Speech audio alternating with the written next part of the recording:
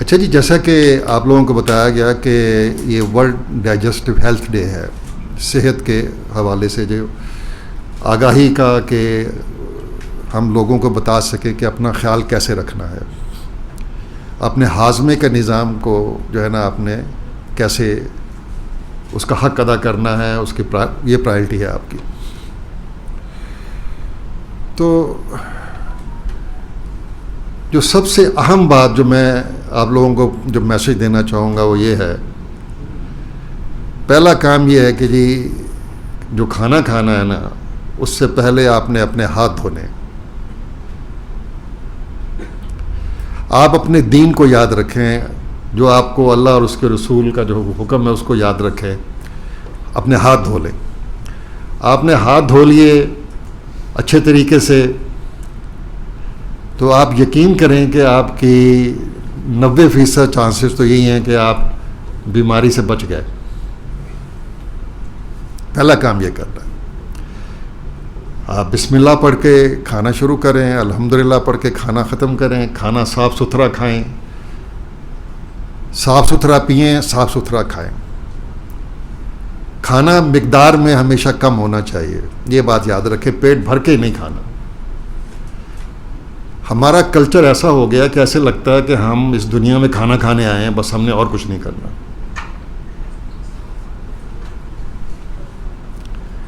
अगर हम कम खाना खाएंगे, जैसे हुक्म है कि जी तीसरा हिस्सा खाली छोड़ दो,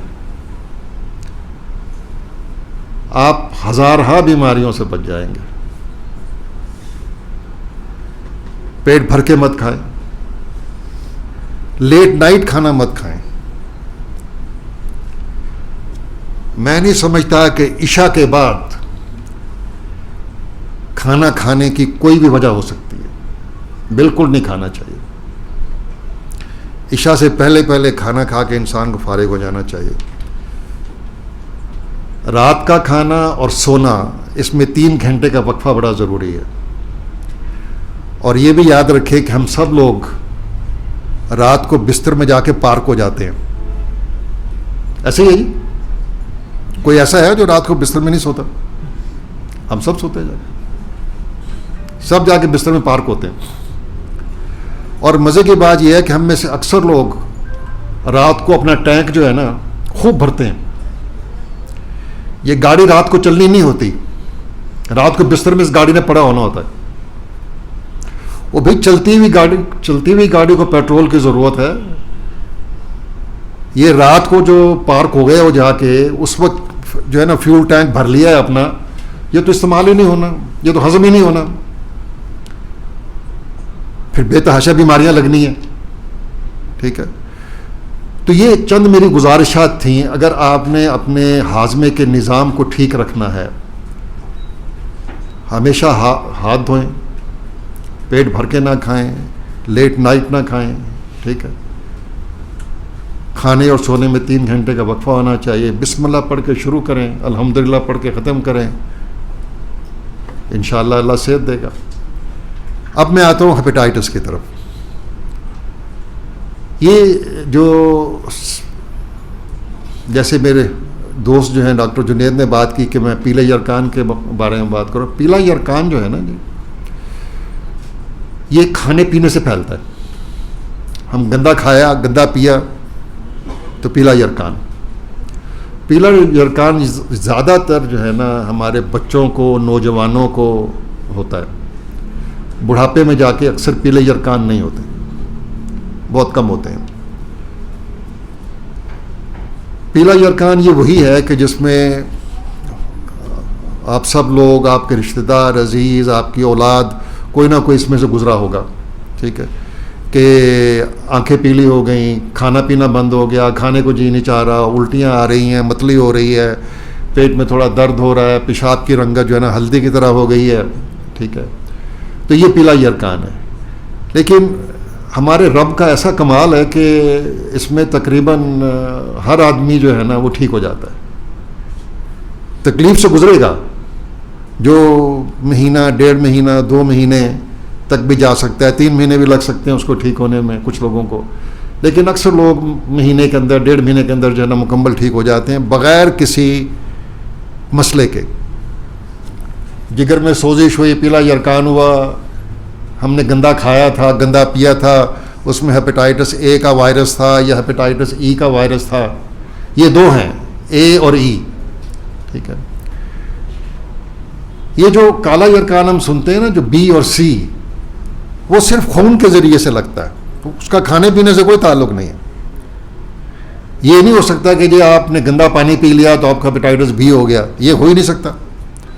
इसके लिए तो खून से मुलाकात ज़रूरी है, सुई से, सरिंज से, टीके से, छुरी से, सर्जन की छुरी से, या डेंटल सर्जन से, या नाक कान छिदवाने वाले हो गए, या आजकल जो लोगों को बड़ा वो टैटू बनाने का शौक़ है, जो बना रहे होते हैं, तो किसी न किसी सुई से कोई खून के ज़रिए फैलेगा, और कोई तरीका नहीं फैलने का। पीला यरकान जो ए और ई है, जो मैंने आपको बताया कि जिसमें उल्टियाँ वगैरह और खाने को जी नहीं चाह रहा और कुछ, इसमें बहुत कम लोग जो हैं ज़िंदगी से हाथ धोते हैं, बहुत कम लोग पीले यरकान में। अक्सर लोग ठीक हो जाते हैं एक मखसूस तकलीफ़ से गुजरने के। हल क्या है? हल वही जो मैंने बताया, हमेशा हाथ धोएं। जो हम अपनी सफाई करते हैं, ठीक है, हमने बाथरूम इस्तेमाल किया, उसके बाद जो सफाई है, उसके बाद अपने हाथों को अच्छी तरह धोएं, क्योंकि ये वायरसेस जो हैं ये पखाने के रास्ते खारिज होती हैं, ठीक है। मैं चलते चलते एक और बात जो आप लोगों से करता चलूँ कि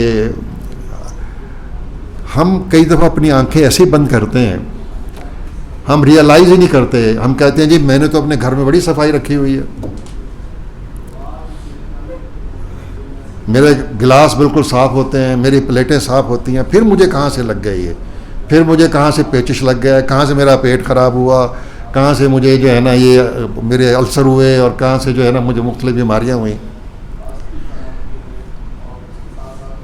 आप होटल से खाना खाते हैं, रेस्टोरेंट से जाके खाना खाते हैं, मैं ये बात यकीन से बता सकता हूँ कि कोई दुनिया का रेस्टोरेंट, कोई कुक आपके लिए साफ़ सुथरा खाना नहीं बनाएगा, ये मुमकिन नहीं है।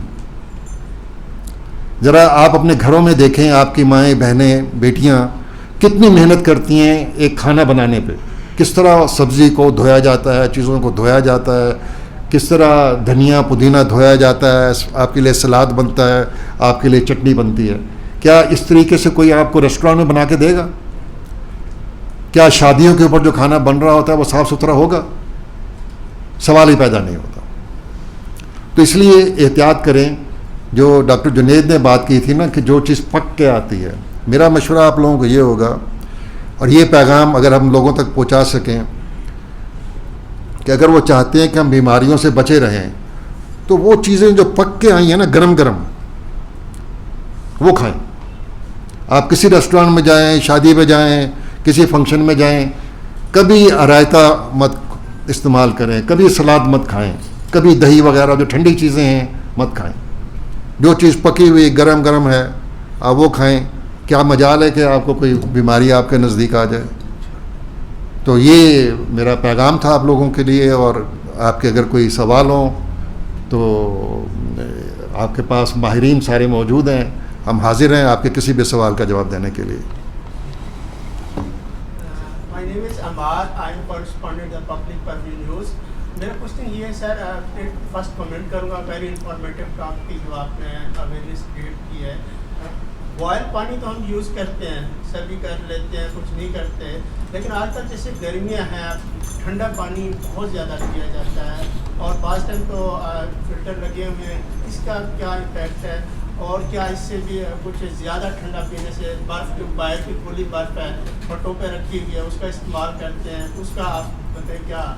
बर्फ़ वो भी साफ़ नहीं है। मेरे घर में एक बड़ा देश का पड़ा हुआ है, 18 लीटर का कैन उसमें डलता है, उबलता है, रात को चूल्हे पे छोड़ देते हैं, सुबह आते हैं ठंडा हुआ तो उसको बोतलों में डालता है, वही बर्फ़ में लगता है, वही पानी पिया जाता है। मेरे घर में और कोई पानी इस्तेमाल नहीं हुआ बहुत सालों से।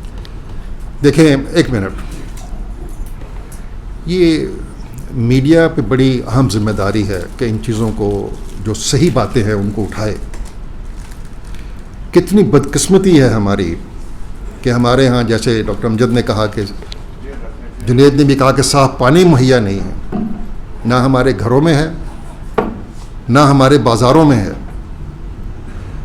आपने मैंने कई दफ़ा ये रिपोर्ट देखी है कि हमारे मुल्क में इस वक्त 18 मिनरल वाटर हैं, जो बॉटल पानी है ये वाला, जिसको हम मिनरल वाटर कहते हैं।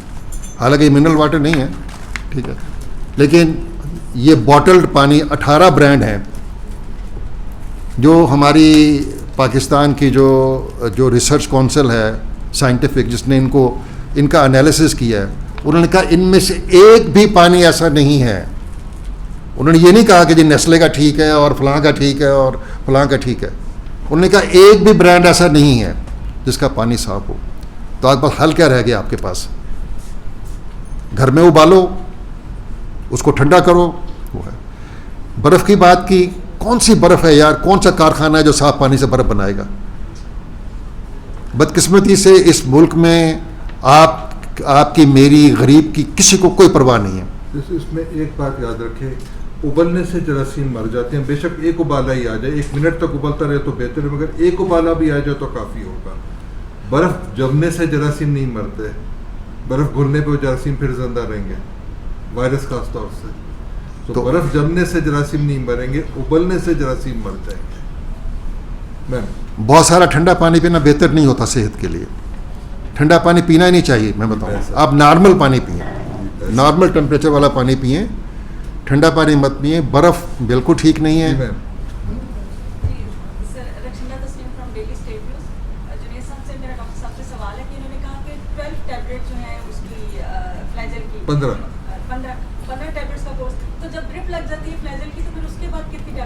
एक ड्रिप एक गोली के बराबर है तकरीबन। ड्रिप 500 मिलीग्राम की होती, गोली 400 मिलीग्राम की।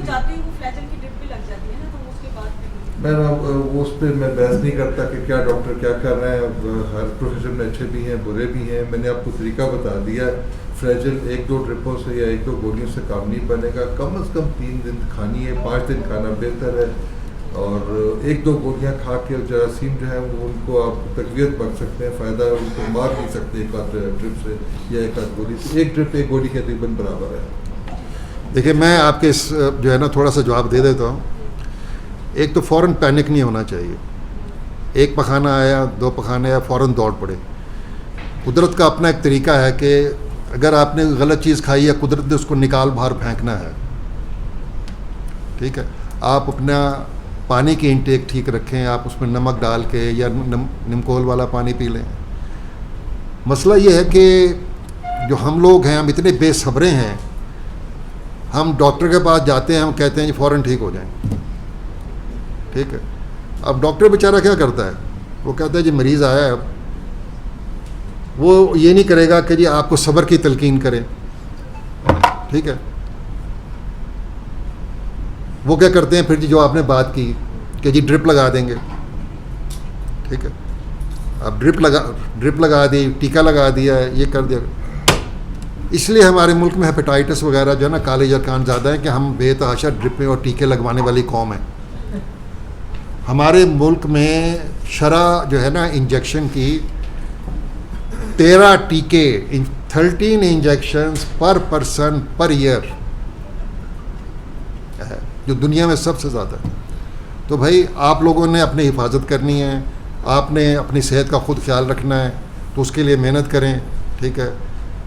टीके शीकों से परहेज़ करें, इनसे भी बचें और गंदी चीज़ों से बचें। बस ये शरह कैसे निकालेगी? टोटल सुई कितनी बनती है पाकिस्तान में, टीकों की सुई, और इस्तेमाल कितनी होती है, उससे निकालेगी। तकरीबन 13 से ज़्यादा पाकिस्तानी को एक बंदे को टीका लगता है, जबकि दुनिया में एवरेज 4 के करीब है। तो हम तकरीबन 3 गुना ज़्यादा टीके लगवाते हैं।